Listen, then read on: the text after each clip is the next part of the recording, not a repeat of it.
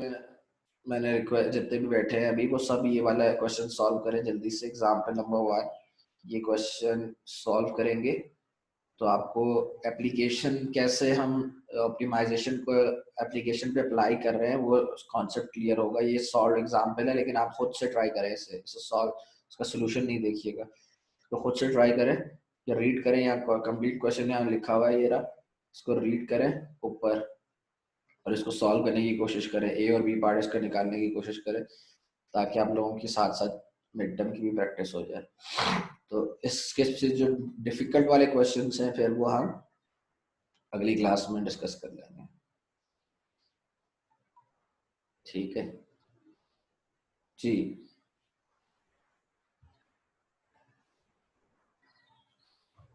आपके पास सर जी जी फहद सर ये वाले जो क्वेश्चंस हैं जो वर्ड प्रॉब्लम वाले हैं ये पेपर में, ये हमारे मिड में आएंगे? जी बिल्कुल, अगला चैप्टर मैंने कहा है ना अगले वीक की क्लास इंक्लूडेड है, तो अगले वीक में यही करेंगे हम सारे डिटेल डेप्थ वाले।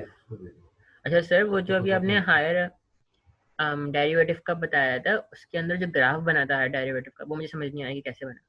देखो क्वेश्चन जो है ना हायर ऑर्डर डेरिवेटिव के ग्राफ में, अगर आपका ग्राफ जो है वो रिजल्ट अगर आपका आ रहा है इवन डेरिवेटिव में, पहले तो सेकंड डेरिवेटिव पे आ जाता था ना, सेकंड डेरिवेटिव फेल हो गया, तो अब अगर थर्ड ट्राई किया, थर्ड पे भी नहीं आया, फोर्थ पे आया, या फोर्थ पे भी नहीं आया, फिफ्थ पे भी नहीं आया, सिक्स पे आया, यानी कि इवन वालों पे आया। जैसे टू पे मिनिमम मैक्सिमा होता था, तो अब फोर पे आएगा, फोर भी इवन है, टू भी इवन है, फोर भी इवन है, तो भी मैक्सिमा मिनिमा बनेगा। सिक्स पे अगर रिजल्ट जाके आया तो भी मिनिमम मैक्सिमा बनेगा।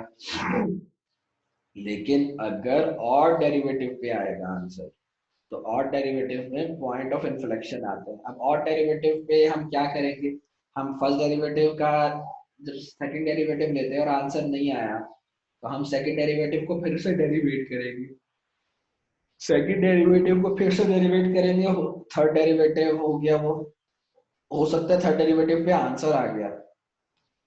अब अगर थर्ड डेरिवेटिव पे आंसर आ गया तो थर्ड डेरिवेटिव ऑड डेरिवेटिव में आता है, थर्ड हो गया या फिफ्थ हो गया या सेवेंथ हो गया या नाइन्थ हो गया, ये ऑड डेरिवेटिव में आते हैं, ऑड नंबर, ठीक है।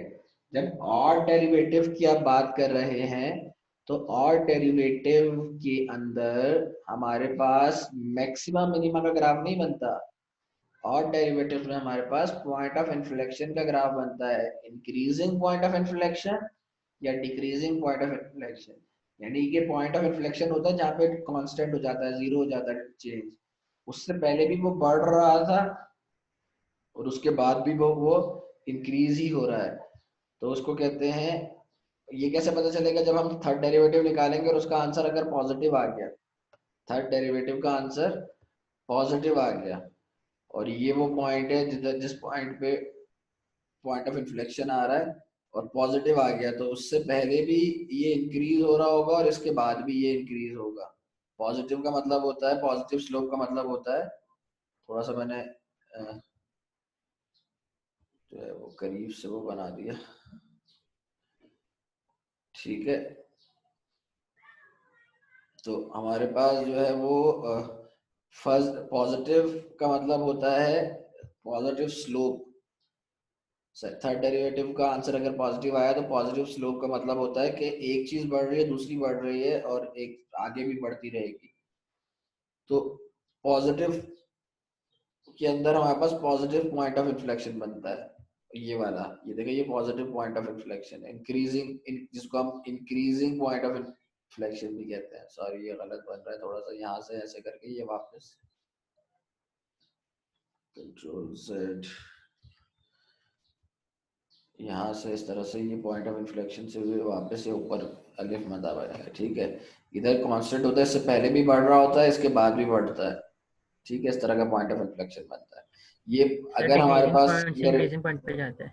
हाँ, अगर हमारे पास आंसर पॉजिटिव आया तो देखो एक्स बढ़ रहा है, वाई बढ़ रहा है, फिर एक्स बढ़ रहा है, वाई बढ़ रहा है, तो ये इंक्रीजिंग पॉजिटिव डेरिवेटिव का आंसर पॉजिटिव आया तो ये वाला इन्फ्लेक्शन बनेगा। लेकिन अगर डेरिवेटिव का आंसर नेगेटिव आ रहा है तो नेगेटिव वाली सूरत में ये वाला पॉइंट ऑफ इन्फ्लेक्शन बनेगा, दूसरा वाला, इस तरह का, ठीक है। यानी वो कि इंक्रीजिंग से डिक्रीजिंग पे आएगा। पहले भी डिक्रीज हो रहा था देखो, फिर यस, अभी कांस्टेंट भी हुआ, डिक्रीज हो रहा है। फिर यस। डिक्रीज होना शुरू हो गया। क्लियर है? अच्छा, मतलब कि सर अगर हम हायर डेरिवेटिव पे जाएंगे तो इस तरह का आएगा हमारे पास हायर ऑर्डर ग्राफ। डेरिवेटिव में जाएंगे तो चेक करेंगे हायर ऑर्डर डेरिवेटिव में आंसर कहाँ जाके आ रहा है। अगर तो इवन पे आ रहा है तो इवन पे वही केस होगा जो कि सेकंड डेरिवेटिव में होता था, मैक्सिमा या मिनिमम में से कुछ बनेगा। लेकिन अगर और डेरिवेटिव पे आपका जाके आंसर आ रहा है तो और डेरिवेटिव का मतलब होता है कि आपके पास और डेरिवेटिव पे मैक्सिमा मिनिमा ग्राफ ना ही बनेगा, पॉइंट इन्फ्लेक्शन पॉइंट का ग्राफ बनेगा। अब अगर तो पॉजिटिव आंसर आ रहा है थर्ड डेरिवेटिव पे या फिफ्थ पे या सेवेंथ पे पॉजिटिव आ रहा है, पॉजिटिव का मतलब होता है एक चीज बढ़ रही है साथ साथ दूसरी भी, डायरेक्ट रिलेशन, तो ये वाला ग्राफ बनेगा जो मैंने पहले बनाया, ये वाला increasing increasing point of inflection वाला। और अगर नेगेटिव आ रहा है तो नेगेटिव का मतलब होता है एक चीज बढ़ रही है, एक्स बढ़ रहा है, आगे की तरफ हम जाते जा रहे हैं, एक्स बढ़ रहा है, वाई कम हो रहा है। देखो यहाँ पे थी वैल्यू, कम होते होते होते होते इस पॉइंट तक आ गई है, ठीक है, यहाँ कहीं आ गई है तो कम हो रही है वाई की वैल्यू, तो डिक्रीजिंग पॉइंट ऑफ इन्फ्लेक्शन बनेगा। नेगेटिव का मतलब डिक्रीजिंग पॉइंट ऑफ इन्फ्लेक्शन, यानी कि ये वाला। पॉजिटिव का मतलब अलिफ मदा वाला इन्फ्लेक्शन, और नेगेटिव का मतलब उसके अपोजिट वाला पॉइंट ऑफ इन्फ्लेक्शन। क्लियर है? जी सर, अब क्लियर है। इस चलो, सर पॉइंट्स लिख रहा था, इसको याद रखना पड़ेगा। हाँ, इसीलिए तो मैं पॉइंट्स कह रहा हूँ तो लिख लो। मैं इसलिए एक एक बात जो जो कॉन्सेप्चुअल चीजें हैं वो सब डिफाइन कर रहा होता हूँ लेक्चर में, और एक बात को दो दफा बोलता हूँ कम से कम, ताकि आप लोग वो जो चीज जो है वो पिक कर लें वहां से। Okay sir. ठीक है, अब ये वाला एग्जाम्पल नंबर 1 करो जल्दी से। जी वाली एक सेकंड सर।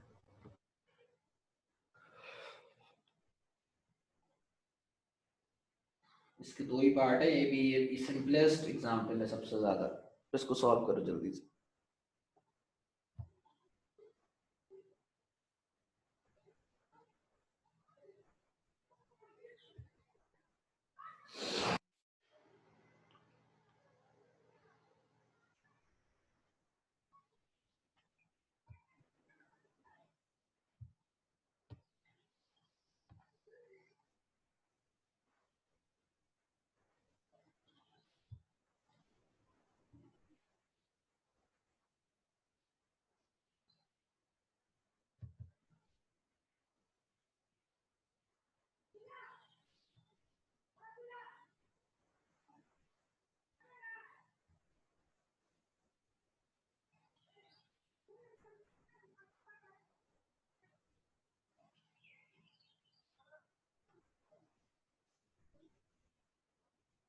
जी जल्दी सॉल्व करें सर।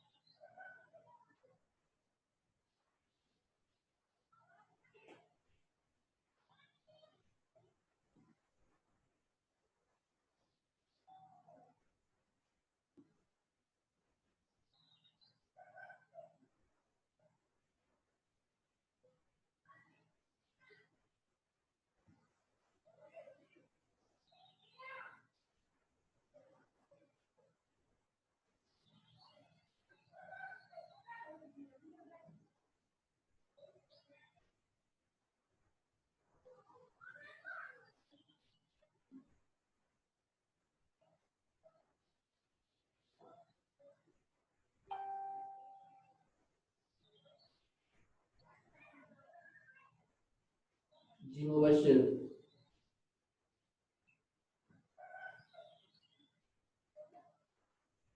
सर अभी हो रहा है, गुड रेवेन्यू निकल गया है। Good good good. अब समझ आई तुम्हें कि हमने ये जो ऑप्टिमाइजेशन सीखी थी वो अब हम रियल वर्ल्ड सिनेरियोज में अप्लाई करेंगे। Yes sir. तुम्हारे क्वेश्चन का आंसर मिल गया ना तुम्हें? जी जी जी।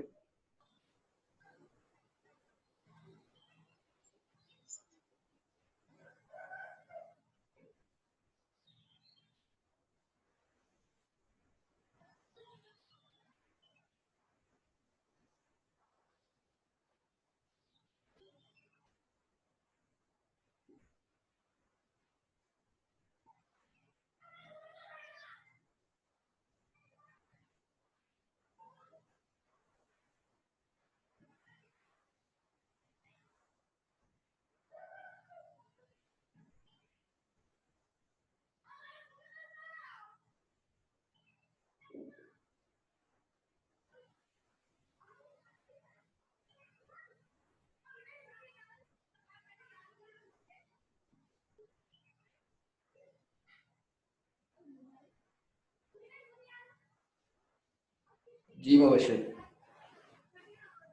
फहद तुम भी ट्राई करो साथ साथ।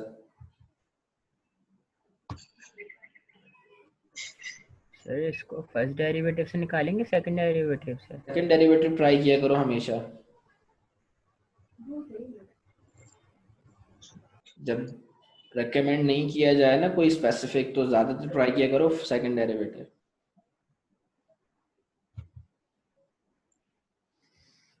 सर आपकी आवाज नहीं आई थी, आपने क्या बोला? मैंने कहा जब आपके पास स्पेसिफिकली कोई मेंशन ना किया हो ना तो मोस्टली आप फर्स्ट डेरिवेटिव ट्राई किया करें और सेकंड डेरिवेटिव मेथड ट्राई किया करें। अगर आपको स्पेसिफाई नहीं किया कि इस मेथड से करना है तो मोस्टली आप जो है वो सेकंड डेरिवेटिव को ट्राई किया करें। ठीक है? Okay sir. ठीक है।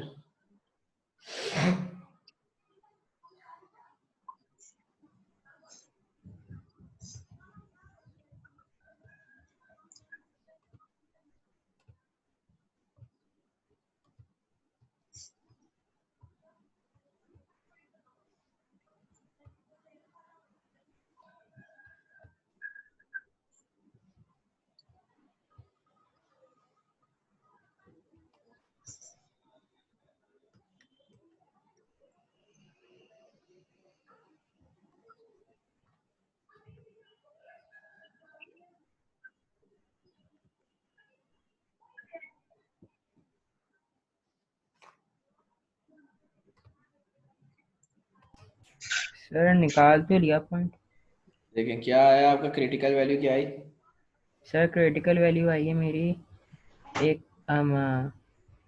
-5, 1000 एंड क्या है ये 1250। अरे क्रिटिकल वैल्यू क्या आई? Critical value 5 5। फाइन। माइनस अब ये क्या है? 5। ये 5 क्या है? हमारी प्राइस है। अगर हम 5 रुपए से अपनी प्रोडक्ट को महंगा करेंगे या सस्ता करेंगे दोनों पे हमारे पास रेवेन्यू कम जनरेट होगा। तो सबसे ज्यादा रेवेन्यू कहाँ जनरेट हो रहा है? 5 रुपए पे। ठीक है? अगर हम अपनी प्रोडक्ट की प्राइस सेलिंग प्राइस 5 रुपए रखते हैं या $5 रखते हैं तो हमारे पास सबसे ज्यादा मैक्सिमम रेवेन्यू जनरेट होगा। ये हमारा टर्निंग पॉइंट की 5 एक एक्स की वैल्यू पी की वैल्यू बता रही है 5। टर्निंग पॉइंट जब हम 5 पुट करें तो मैक्सिमम रेवेन्यू कितना जनरेट हो रहा है? 12,000। 1250। हाँ 1250 यूनिट्स। देखें आपने डिमांड के अंदर सप्लाई डिमांड में पढ़ा होगा जैसे जैसे प्राइस बढ़ाते जाएंगे वापस डिमांड कम होती चली जाएगी। तो कम हो जाएगी जी। लोग कम प्रोडक्ट खरीदेंगे तो रेवेन्यू कम आएगा। तो 5 जो है आपके पास एक ऐसी वैल्यू है $5 जिसपे आपके पास मैक्सिमम सेल हो रही है और उसकी वजह से मैक्सिमम रेवेन्यू जनरेट हो रहा ओके सर। है। ठीक है? तो यहाँ जो भी वैल्यू आ रही है उसका मतलब है थाउजेंड्स। तो 1250 12,000 1250 1250 थाउजेंड्स के अंदर रेवेन्यू जनरेट हो रहा है। तो अगर 1250,000 मल्टीप्लाई बाई 1000 करेंगे तो ये हमारे पास आ जाएगा तकरीबन 1.25 मिलियन डॉलर का आपके पास रेवेन्यू आ रहा है। अगर आप अपनी प्रोडक्ट की प्राइस, क्योंकि इसने ऊपर मेंशन किया हुआ कि जो भी चीज बनाओगे वो जो भी आंसर आएगा वो इन टर्म्स ऑफ थाउजेंड्स आएगा। ये देखो revenue stated in thousands of dollar. तो अगर एक है तो $1000, दो आंसर आ रहा है तो $2000, तीन आंसर आ रहा है तो $3000। हमारे पास 1250 आंसर आ रहा है। 1250 के आगे 3 सिफर और लगा दो, 1250 के आगे 3 सिफर और लगाओगे तो 6 सिफर पे मिलियन आ जाता है। 6 सिफर पे हमारे पास मिलियन सर आती है। 1,25,000 1.25 मिलियन है, 1 मिलियन नहीं है, 1.25। हाँ 25 मिलियन। हाँ सर इसके अंदर जो ए का आंसर है वो हमारा 5 है। हाँ इसमें जो हमारा ए का आंसर है, हाँ, एक आंसर क्या कह रहा है, determine the price which should be charge in order to maximise total revenue. तो क्या प्राइस चार्ज कर रहे हो? पी ₹5 $5। $5। ठीक है। What is the maximum value of annual total revenue? अगर $5 रख रहे हो तो जो जिसपे रेवेन्यू मैक्सिमाइज हो रहा है उस रेवेन्यू की एक्चुअल वैल्यू कितनी आ रही है, तो वो कहाँ से निकालोगे? वो यहाँ से प्लीज इसको उठा के पुट करोगे फंक्शन में। ये रहा फंक्शन, वही जो पहले कॉन्सेप्ट होता था। यहाँ से y की वैल्यू आ जाएगी। ठीक है। अब हमें पहले से पता है कि रेवेन्यू का सवाल है, ये देखो ये आ गया। अब हमें ये पहले से पता है कि रेवेन्यू 1250 एक का मतलब 1000, तो 1250 का मतलब 1250,000। ये देखो 1250 को मल्टीप्लाई कर दोगे 1000 से, ये देखो तो ये आ जाए 3, या 1000 से मल्टीप्लाई कर दो या 1250 के आगे 3 जीरो और बढ़ा दो, तो 3 जीरो फिर 1 2 3 जीरो, तो 6 जीरो पीछे ले आओ डेसिमल पॉइंट को, तो 1.25 मिलियन में लिख दो उसको, मिलियन डॉलर। ठीक है। ये देखो यहाँ सोल्यूशन लिखा हुआ है। अब क्यों आइडेंटिफाई भी कर लेना, इसमें एक स्टेप जो इसमें कमी है वो आप इसको नेचर को प्लॉट भी कर लेना कि नेचर क्या बन रही है ग्राफ की। तो उसके लिए आप सेकंड डेरिवेटिव टेस्ट लगाएं।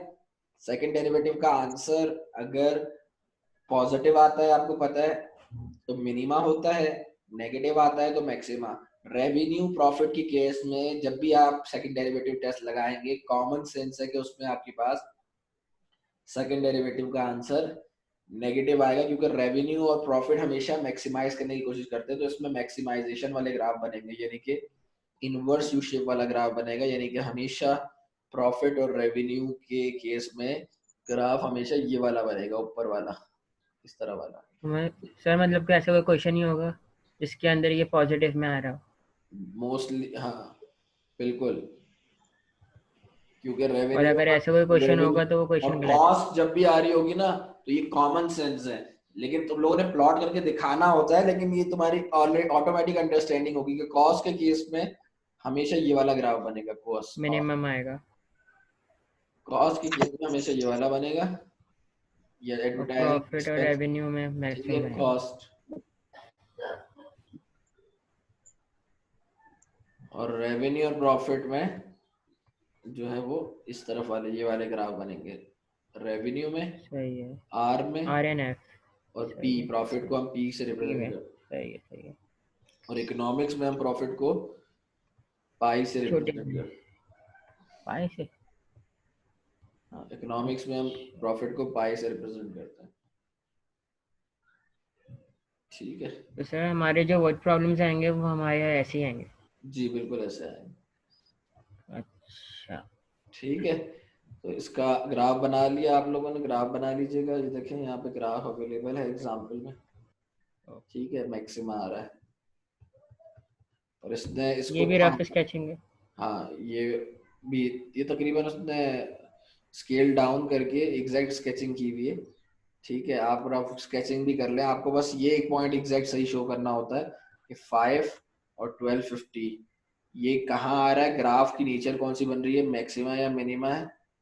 और ये क्वाड्रेंट सही बनाना होता है कि 5 है तो पॉजिटिव इधर और 1250 ऊपर की तरफ, यहाँ ओके सर, सही क्वाड्रेंट में लोकेट करना होता है। ठीक है, सही है। और ये देखिए यहाँ पे हमारे पास जो है, अगर आप देखें राइट हैंड साइड पे, तो ये उन्होंने अभी भी थाउजेंड्स ऑफ डॉलर्स में ही इसको स्केल को बनाया हुआ है, इसलिए इसने 1250 ही आंसर लिखा है। ठीक है, क्योंकि इसने यहाँ revenue in thousand of dollars लिखा हुआ है। एक का मतलब 1000, अगर ये 500 की रेंज में आ रहा है तो 500,000 डॉलर्स, 1000 की रेंज में आ रहा है तो 1000 यानी कि $1 मिलियन, और 1.25 मिलियन आया है। ठीक है, तो इसने ग्राफ ही अपनी मर्जी होती है, मैं 1 मीटर का ग्राफ रखूं या 1 किलोमीटर का रखूं। ठीक है, उसने ग्राफ बड़े यूनिट का रखा हुआ है, इसलिए यहाँ पे 1250 को ही रिप्रेजेंट कर रहा है। अगर आप बड़ा यूनिट का ग्राफ नहीं रखेंगे तो फिर आप यहाँ पूरा रिप्रेजेंट करेंगे 1250, तो वो वैल्यू बहुत बढ़ जाती है। 1.25 मिलियन डॉलर लिखते हुए बहुत बड़ी हो जाती है। उसने ग्राफ के स्केल ही बड़ा कर दिया कि एक का मतलब ग्राफ में वाई एक्सिस पे एक का मतलब 1000, दो का मतलब 2000, तीन का मतलब 3000। तो इसने लिख दिया कि रेवेन्यू जो भी हम नोट कर रहे हैं, अगर एक है यहाँ पे तो एक का मतलब 1000 है, तो रेवेन्यू $1000 में हो रहा है। ये देखो लिखा हुआ है स्टेटमेंट। ठीक है, जल्दी से एग्जाम्पल नंबर 2 ट्राई करें।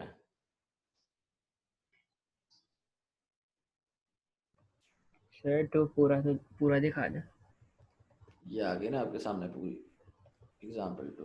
Okay sir. ठीक है, अच्छा आपको बेसिक फॉर्मूले, मैंने आपको लास्ट टाइम भी बोला था, चैप्टर 5 के बेसिक फॉर्मूले आपको रिकॉल रहने चाहिए, वो याद रहने चाहिए। प्राइस की और क्वांटिटी वाला, प्राइस और क्वांटिटी और रेवेन्यू और कॉस्ट के फॉर्मूले। कॉस्ट में हमारे पास बाजू का fix cost plus variable cost होती थी, याद है आपको? जब हम चैप्टर 5 डिस्कस करें, चैप्टर 5 से कॉस्ट के, रेवेन्यू के और प्रॉफिट के फॉर्मूले जरूर रिवाइज कर लीजिएगा, और ब्रेक इवन के। ठीक है, तो फॉर एग्जांपल हमारे पास रेवेन्यू आ रहा है। रेवेन्यू का मतलब होता है price multiply by selling price per unit multiply by quantity. आपको याद होगा P इंटू एक्स होता था। सेलिंग प्राइस पर यूनिट को हम कहते थे P multiply by x, x को कहते थे क्वांटिटी, तो रेवेन्यू आ जाता था। बाज बुक्स में एक्स से क्वांटिटी रिप्रेजेंट होती है, बाज बुक्स में क्यू से क्वांटिटी रिप्रेजेंट होती है। बाज सम बुक्स के अंदर दोनों यूज हो रहे होते हैं, कहीं वो एक्स को रिप्रेजेंट एज अ क्वांटिटी ले रहे होते हैं, कहीं क्यू को। तो जरा पढ़ लीजिएगा ताकि आपको आइडिया हो। अगर आपको रेवेन्यू क्वांटिटी दी हुई है और रेवेन्यू निकालना है, रेवेन्यू का फंक्शन चाहिए आपको, तो क्वांटिटी के फंक्शन से कोई लेना देना नहीं है, आपको तो रेवेन्यू का फंक्शन चाहिए। तो रेवेन्यू का फंक्शन क्या होता है? Price multiply by quantity. तो P को मल्टीप्लाई कर दें Q से, तो आपका जो है वो फंक्शन आ जाएगा। अब P तो खाली P है और Q का उसने इतना बड़ा फंक्शन दिया हुआ है, देखो इन टर्म्स ऑफ P। तो जब उसको मल्टीप्लाई करोगे P को Q से, तो Q की जगह ये जो उसकी Q की वैल्यू रिप्लेस करोगे, ये देखो Q की जगह Q की वैल्यू रिप्लेस करोगे तो ये मल्टीप्लाई बाय P, तो एक P यहाँ आ जाएगा, एक P स्क्वायर यहाँ आ जाएगा। तो रेवेन्यू किस तरह से, यही फंक्शन जो क्वांटिटी का फंक्शन है, इसको रेवेन्यू के फंक्शन में हम कन्वर्ट करने में कामयाब हो जाएंगे। तो रेवेन्यू का याद रखो, revenue is equal to P into Q या P into X, price into quantity. तो गिवन फंक्शन क्वांटिटी का हो, इससे हम रेवेन्यू का फंक्शन बना सकते हैं। ठीक है, अब ट्राई करो, फिर मैं इसकी एक्सप्लेन दिखाता हूँ नीचे से। सर इसको पहले रेवेन्यू में कन्वर्ट करना पड़ेगा या फिर हम लोग जिस तरह देखो पहले ना करे थे क्या वैसे चीज इसको भी मांग करें? रहा है, उसके हिसाब से करोगे ना। देखो क्या मांग रहा है। अच्छा,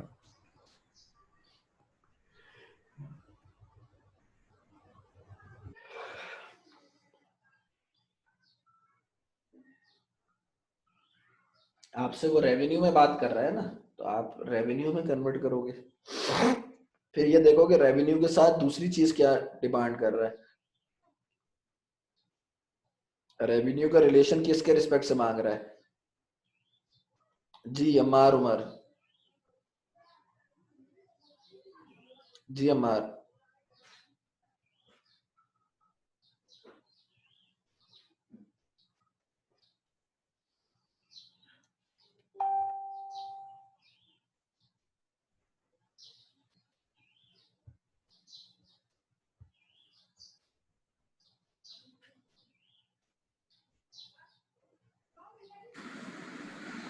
सर पूछा अटक रहा था ना तो दोबारा बता दूं नीचे बता रहा सर ये अटक रहा था ना मोबाइल तो मेरा आप बता रहे इंटरनेट इशू हो रहा था तो मेरा ये जो आप अभी बता रहे थे दोबारा बता दूं क्या बता रहा था, दोबारा बताऊं।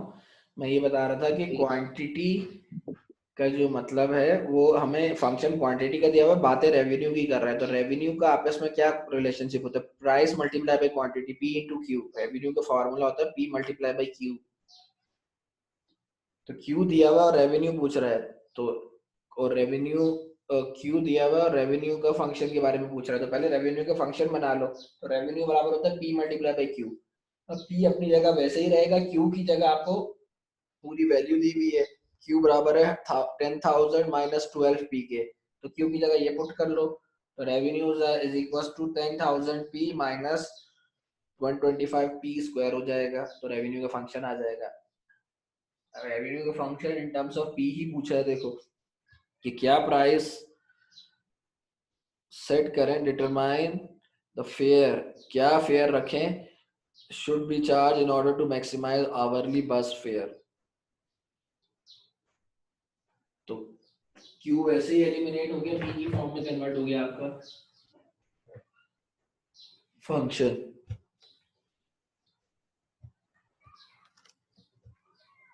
ये देखें, रेवेन्यू बराबर होता है प्राइस मल्टीप्लाई बाय क्वांटिटी के। अब पी क्यू बोले या पी एक्स बोले, बस बुक्स में एक्स भी दिया होता है क्वांटिटी।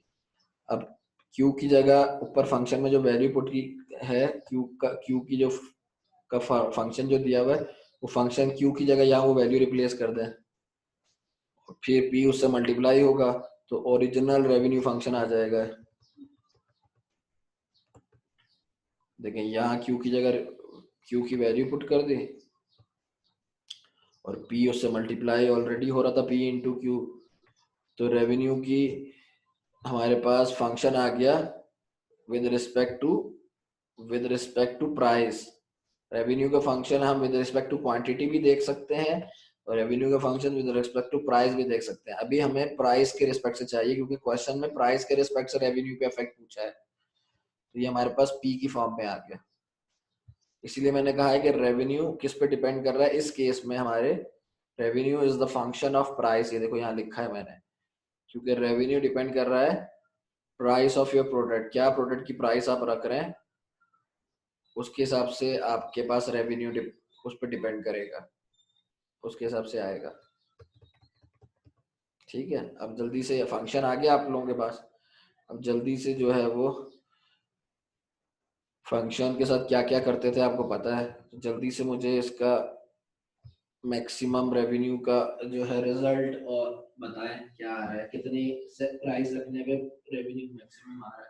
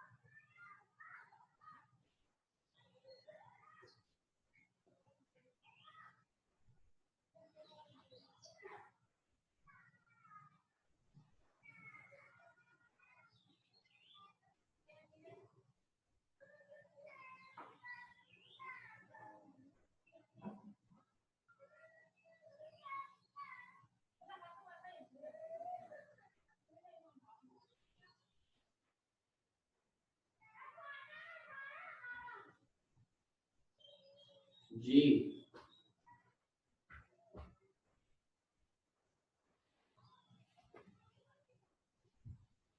मुबश्शिर, सर अभी तो पी निकाला है। ये निकाल लिया, यस ये सर। 40 आ रहा है, कितना 40। 40, अच्छा हाँ सर मेरे पास तो 40 आया है।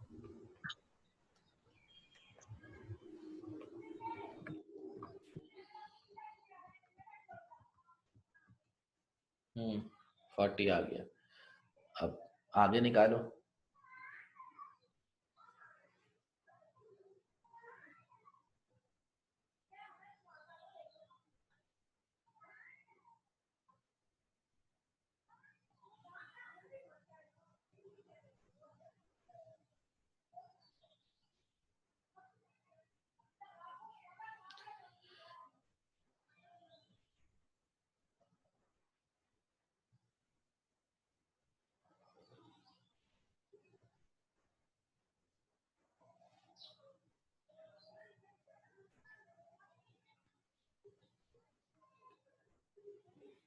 सर रेवेन्यू भी निकाल दिया। कितना आ रहा है? 2 लाख 200,000। 200,000। इसको उठा के उसमें पुट किया तो 200,000 आया। जी ठीक सर। ठीक है। और नो सर, नीचर भी निकाल दो। सर रेवेन्यू कितना ऐसे कैसे आ गया?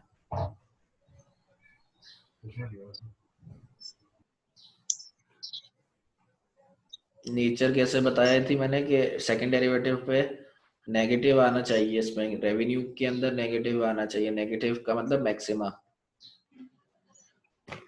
ठीक है, सेकंड डेरिवेटिव में नेगेटिव ही आ रहा है, -250।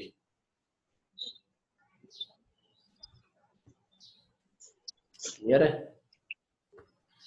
तो हमें 250 से तो कोई लेना देना नहीं है, नेगेटिव से लेना देना है। नेगेटिव का मतलब मैक्सिमा आएगा, तो रेवेन्यू के केस में मैक्सिमा ही बनना चाहिए था। यस सर, ये आ रहा है। सर हाँ, रेवेन्यू तो 8 मिलियन आ रहा है ना, ये 200,000 कैसे आ तुम गया? हर दफा क्या गलती करते हो पता है फहद? तुम क्या जो गलती है कर रहा हूँ? भूल जाते हो बेसिक रूल्स।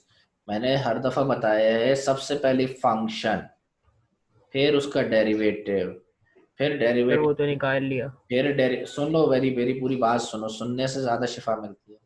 पहले फंक्शन दिया होता है या नहीं होता तो फंक्शन बना लो, फिर उसका डेरिवेटिव, फिर उस डेरिवेटिव को इक्वेट करो जीरो के, वहां से x की वैल्यू आएगी या p की वैल्यू आएगी या इंडिपेंडेंट वेरिएबल की वैल्यू आएगी, जिसको हम टर्निंग पॉइंट कहते हैं, क्रिटिकल वैल्यू आएगी। उसको उठा के डेरिवेटिव में नहीं पुट करना होता, उसको उठा के फंक्शन में पुट करना होता है। उस p या x की वैल्यू को उठा के फंक्शन में पुट करना होता है फहद। सर फंक्शन में ही पुट किया था, फंक्शन तो आ रहा है 200,000। तो अब क्या, फिर उसके बाद वो तो क्वांटिटी की वो आई, देखो ना वैल्यू फंक्शन, आई एक मिनट ना, आपके पास p की वैल्यू आ रही है 40, 40, फंक्शन क्यू कौन की सा? वैल्यू आ रही है 200,000। अरे फंक्शन कौन सा है हमारे पास? सर फंक्शन ये क्यू वाला ले रहे हैं, पी क्यू वाला नहीं ले रहे शायद। क्यू वाला फंक्शन थोड़ी है। क्यू वाला तो अधूरा फंक्शन दिया होता, हमें रेवेन्यू का फंक्शन चाहिए था। उसने तो फंक्शन अधूरा दिया था, हमारे साथ खेला था, हमने तो फंक्शन बनाया ना क्यू की मदद से। ये अच्छा, शुरू में ही हमने आर का वो बना दिया। हाँ, ये फंक्शन है हमारा। खेल किसके साथ रहे हम? रेवेन्यू के साथ। वो तो उसने अधूरा फंक्शन दिया था, उसने कहा क्यू की वैल्यू दे रहा हूँ, रेवेन्यू के बारे में बात करो, तो हम कंफ्यूज थोड़ी होंगे। हमें पता है कि क्यू और के साथ प्राइस को मल्टीप्लाई कर दो तो रेवेन्यू का फॉर्मूला है, तो हमने फंक्शन बना लिया, प्राइस मल्टीप्लाई बाय क्वांटिटी। उसने हमें सिर्फ क्वांटिटी की का फंक्शन दिया, प्राइस का दिया ही नहीं, जबकि price multiply by quantity revenue का फंक्शन होता है। हमने रेवेन्यू सही का है। फंक्शन बना लिया। बात तो हमसे वो रेवेन्यू के बारे में कर रहा है ना, और प्राइस के बारे में कर रहा है, क्वांटिटी की तो बात ही नहीं कर रहा। तो इसलिए हमने यहाँ पे पी की जगह, क्यू की जगह फंक्शन पुट किया। अगर हमें ये कहता कि रेवेन्यू को बताओ और क्वांटिटी के रिस्पेक्ट से, तो हम क्यू वाले जो फंक्शन था ना, ये वाला क्यू वाला, उस सूरत में हम क्या करते, इस क्यू ये 10,000 को उस तरफ ले जाते, ये क्यू -10,000 हो जाता, और माइनस का 125 डिवाइड में ले जाते, तो -125 का माइनस ऊपर ले जाते, -q प्लस 10,000, तो p की वैल्यू आ जाती। फिर हम, अगर वो q के फॉर्म में पूछता तो जहां जहां p होता वहां हम p की जगह ये q की फॉर्म का फंक्शन पुट करते। तो फिर revenue on the basis of quantity discuss होता, अभी revenue on the basis of price discuss हो रहा है। तो थोड़ी सी हमें सिंप्लीफिकेशन करनी होती है कि वो हमें किस इंडिपेंडेंट वेरिएबल के रिस्पेक्ट से रेवेन्यू पूछ रहा है। इंडिपेंडेंट वेरिएबल यहाँ दोनों हो सकते हैं, प्राइस के रिस्पेक्ट से भी पूछ सकता है, क्वांटिटी के रिस्पेक्ट से भी पूछ सकता है। अभी वो रेवेन्यू की बात कर रहा है सिर्फ प्राइस के रिस्पेक्ट से, तो हमने जहां जहां प्राइस थी, जहां जहां क्वांटिटी थी, उस क्वांटिटी की जगह हमने यानी कि P इंटू क्यू की जगह हमने प्राइस की फॉर्म में ये प्राइस की वैल्यू पुट कर दी, यानी Q इस पूरी प्राइस के बराबर है P इसकी। तो Q की जगह हम जब ये पुट करेंगे तो अब ये पहले भी P मल्टीप्लाई में था P, और ये भी पूरा P की फॉर्म में आ गया, तो पूरा हमारा फंक्शन P की फॉर्म में यानी एक वेरिएबल इंडिपेंडेंट वेरिएबल की फॉर्म में कन्वर्ट हो गया। बात समझ आई फहद? Yes sir. सर वो मैंने पहले जो Q की वैल्यू थी ना, आपने इसका स्क्रॉल डाउन कर दिया था, तो मुझे लगा जो वो R की वैल्यू वही Q की वैल्यू है। नहीं तो नहीं, वो उसमें अटक गया था। देखो ना मैंने यहाँ तो मैं बताया था हाँ कि जी सर। हमारा फंक्शन तो उसने दिया ही नहीं था। पहले तो हमने फंक्शन की बेसिक फॉर्मूला देखा जो कि हमने चैप्टर 5 में डिस्कस किया था कि रेवेन्यू बराबर होता है price multiply by quantity. Okay sir. लिख लो इसको वर्डिंग में, रेवेन्यू बराबर होता है प्राइस मल्टीप्लाई बाय क्वांटिटी। हाँ सर ये तो याद है, बट वो मेरा क्वेश्चन मिस हो गया था, मैंने देखा नहीं था, तो वो मैंने गलत जगह पुट कर दिया। हाँ, तो इसकी मदद से हमने क्यू की फॉर्म में जो दिया हुआ था उसके हिसाब से हमने रेवेन्यू का फंक्शन जनरेट किया है, वो जो कि ये है इन टर्म्स ऑफ प्राइस। हमसे अगर ये पूछता revenue in terms of Q तो वो भी हम बना सकते थे। अभी उसने इन टर्म्स ऑफ पी पूछा तो पी की फॉर्म में बनाया। तो यहां से जब उठा के पुट किया 40 को इस फंक्शन के अंदर, तो हमारे पास आ रहा है 200,000। ठीक है, तो 40 इंटू 2000 पे देखो हमें मैक्सिमा अचीव हो रहा है।